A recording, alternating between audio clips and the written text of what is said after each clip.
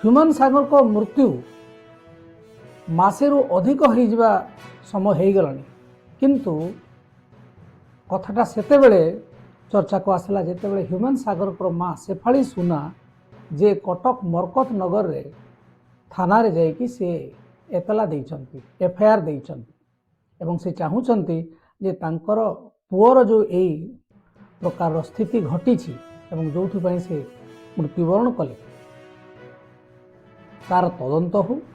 ଏବଂ ସେ 9 ଜଣଙ୍କର ଲିଷ୍ଟ ବି ଦେଇଛନ୍ତି ଯେଉଁଥିପାଇଁ ସେ ଭାବୁଛନ୍ତି ଯେ ଏମାନେ ହିଁ ତାଙ୍କ ପୁଅର ମୃତ୍ୟୁ ପାଇଁ ପରୋକ୍ଷ ବା ପ୍ରତ୍ୟକ୍ଷ ଭାବରେ ଦାୟୀ ହେଇପାରନ୍ତି। ୟା ଭିତରେ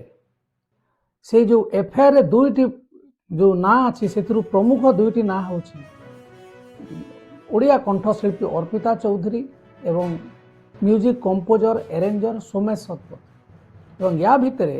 এই 2 ଜଣ ଯାକ ହାଇକୋର୍ଟରୁ ଆଣ୍ଟିସିପେଟୋରୀ ବେଲ୍ ପାଇଁ ଅପିଲ କରିସାରିଲେ। ତେଣୁ ଯେଉଁମାନେ ଭାବୁଥିଲେ ଯେ ମିଡ଼ିଆରେ ଚର୍ଚ୍ଚା ହେବ ଏବଂ କିଛି ଦିନ ପରେ ଏ ହ୍ୟୁମାନ ସାଗରଙ୍କୁ ନେଇକରି ଯେଉଁ ବିବାଦ ତିଆରି ହେଇଛି ତାହା ବନ୍ଦ ହେଇଯିବ, ବର୍ତ୍ତମାନ ତାହା ଏକ ପୁଣି ଗୋଟେ ରୂପ ନେବାକୁ ଯାଉଛି ଏବଂ ଯେତେବେଳେ ଅର୍ପିତା ଚୌଧୁରୀ ଏବଂ ସୋମେଶ ଏମାନେ ନିଜ ଆଡ଼ୁ ଆଣ୍ଟିସିପେଟୋରୀ ବେଲ୍ ପାଇଁ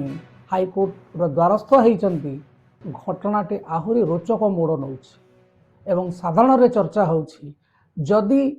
ହ୍ୟୁମାନ ସାଗରଙ୍କର ମାଙ୍କର ଅଭିଯୋଗ ସତ୍ୟ ପ୍ରମାଣିତ ସେ ମୁଖ୍ୟତଃ 2-3ଟି ଅଭିଯୋଗ ଆଣିଛନ୍ତି। ଗୋଟେ ହେଲା ତାଙ୍କୁ ମ୍ୟାନିପୁଲେସନ୍ କରାଯାଉଥିଲା, ତାଙ୍କ ପଇସା ହେରଫେର କରାଯାଉଥିଲା। ଦ୍ୱିତୀୟ ହେଉଛି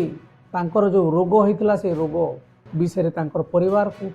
ଠିକଣା ଭାବରେ ଜଣା ହେଇନଥିଲା ଏବଂ ତୃତୀୟ ତାଙ୍କୁ ଜବରଦସ୍ତି ପଇସା ପାଇବା ଲୋଭରେ ଦେହ ଖରାପ ଥିବା ସତ୍ତ୍ୱେ ସେମାନଙ୍କୁ ଷ୍ଟେଜ୍ ଶୋ କରାଯାଉଥିଲା ଏବଂ ତାଙ୍କୁ ଗୋଟେ ପ୍ରେମ ଜାଲରେ ଫସାଇ ଦିଆଯାଉଥିଲା ଯେହେତୁ ତାଙ୍କର ପାରିବାରିକ ସମସ୍ୟା ଥିଲା ତାକୁ ସୁଯୋଗ ବୋଲି ଭାବିକିରି ଏସବୁ କରାଯାଇଥିଲା ଏବଂ ଯଦି ଏହା ସତ ହୁଏ ତାହେଲେ ଓଲିଉଡ୍ ଆମେ ଯାହା କହୁଛୁ ଗୋଟେ ଛୋଟ ଇଣ୍ଡଷ୍ଟ୍ରି ଯଦି ଏମିତି ହେବା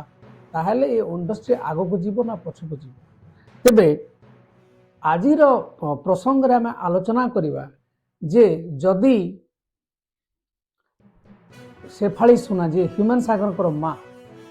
ତାଙ୍କର ଅଭିଯୋଗ ଯଦି ସତ ହୁଏ ତାହେଲେ ଅର୍ପିତା, ଦିନେଶ, ସୋମେଶ ଏହିସବୁ ବନ୍ଧା ହେବେ କି?